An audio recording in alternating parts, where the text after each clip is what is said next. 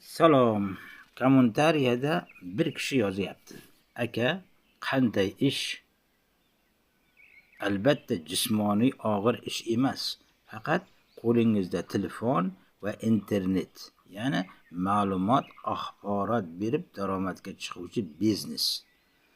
Bizning biznesimiz ana shunaqa. Ishingiz faqatgina ma'lumot berish va shu orqali daromadga chiqasiz. Bu juda ham oson. Sizlarni Befri kompaniyasida biznes stol joy sotib olishga taklif qilaman. Marhamat, profilda raqamim, Telegram lichkam, men bilan bog'laning.